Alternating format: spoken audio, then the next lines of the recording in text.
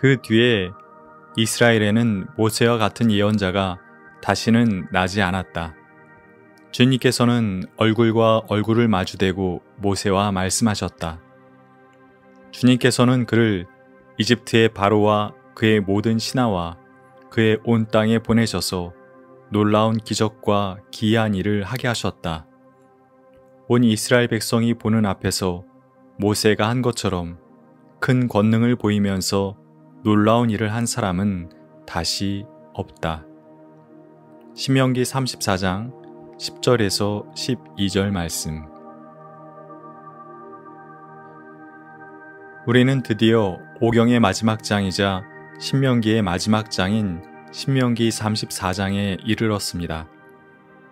모압 평원에서 긴 세 차례의 연설을 마친 모세는 여리고의 맞은편에 있는 느보산의 비스가 봉우리에 올랐습니다. 120세에 이른 노인이었지만 눈빛이 밝았던 모세는 요단강 서쪽의 가나안 땅 지역을 두루 살펴보았습니다. 저 땅이 하나님께서 아브라함과 이삭과 야곱, 우리 선조들에게 맹세하여 그들의 자손인 우리에게 주시겠다고 약속하신 땅이구나. 모세는 감격하였을 것입니다. 지나온 세월이 주마등처럼 스쳐갔을 것입니다. 그러나 그 감격도 잠시 모세는 하나님께서 자신에게 하셨던 준엄한 말씀을 떠올렸습니다. 너는 그리로 들어가지 못한다. 모세의 과오가 전혀 없었던 것은 아니었지만 출애굽의 주역이라고 할 만한 자신이 약속의 땅에 들어가지 못한다는 하나님의 말씀은 받아들이기 쉬운 말씀은 아니었을 것입니다. 그러나 모세는 하나님께 항변 한마디를 하지 않고 하나님의 말씀을 받아들였습니다. 사실 모세가 마음속의 목표로 삼고 살았던 것은 가나안 땅이 아니었습니다.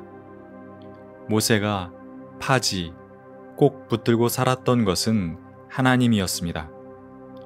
모세 그는 평생 자신이 꼭 붙들고 살았던 것을 죽는 순간까지 꼭 붙들었던 사람이었습니다. 신명기 34장은 모세의 죽음을 아주 담담하게 설명합니다.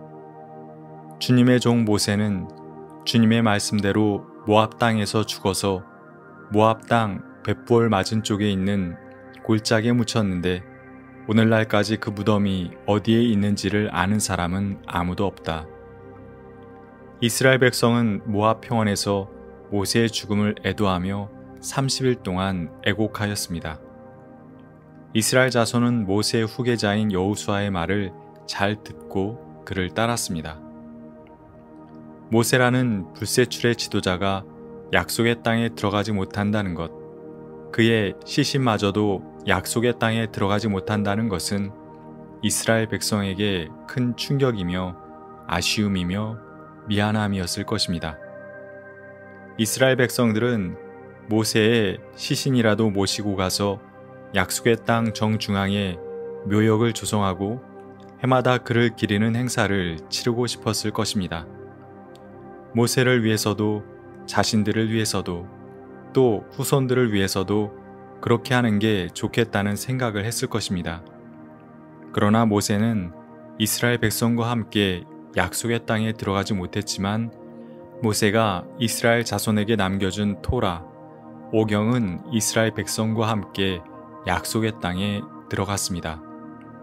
그뿐 아니라 오경은 대대로 모세의 역할을 감당하게 되었고 이스라엘은 오경을 통해 계속 모세를 만나고 그의 지도를 받게 되었습니다.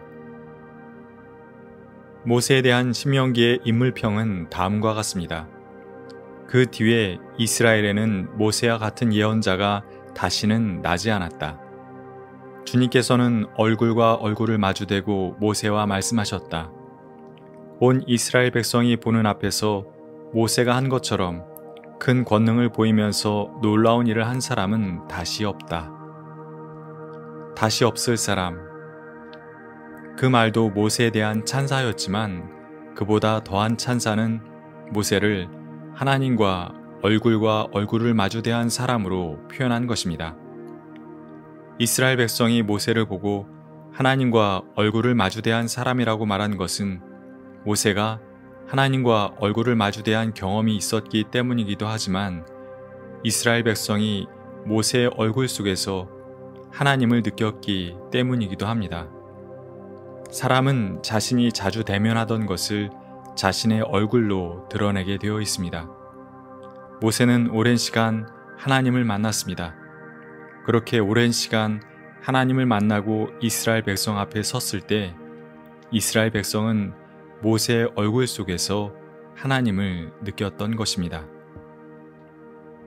예수님께서는 하나님을 보여달라는 제자의 요구에 나를 본 자는 아버지를 보았다 라고 답하셨습니다. 그런데 예수님만 당신의 삶을 통해 하나님을 드러내셨던 것은 아닙니다. 모세도 그랬지만 사실 지금 우리도 그렇게 살고 있습니다. 우리는 우리가 하나님처럼 중요하게 여기는 존재와 가치를 그 어떤 상황에서도 꼭 붙들고 살아가는 것을 오랜 시간 우리가 대면한 것을 우리 삶을 통해 이 세상에 드러내고 있는 것입니다. 어떤 이는 물질을, 어떤 이는 재물을, 어떤 이는 권력을 오래 보고 그것을 하나님처럼 붙들고 살아 결국 그것이 자신에게 있어 최고의 것임을 삶을 통해 드러냅니다. 하나님이 아닌 것을 하나님처럼 굳게 붙드는 것이 우상 숭배입니다.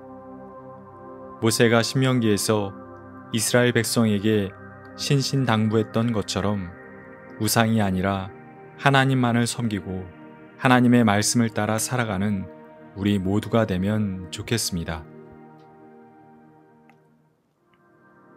하나님, 신명기를 통해 모세를 통해 우리를 향하신 하나님의 말씀을 듣게 하시니 감사합니다. 하나님, 자기의 욕망 추구를 하나님 신앙으로 포장하며 살아온 저희를 불쌍히 여겨주소서. 우리 믿음의 민낯을 보게 하시고 아파하게 하소서. 우리가 최후의 순간까지 놓지 않고 꼭 붙들고 있는 것이 하나님인지 아닌지를 살피게 하소서. 주변 사람들이 우리의 얼굴과 삶을 통해 보게 되는 것이 하나님인지 아닌지를 살피며 살게 하소서. 늘 생명의 말씀을 붙들고 살아 삶으로 하나님을 드러내는 하나님의 백성이 되게 하소서. 아멘.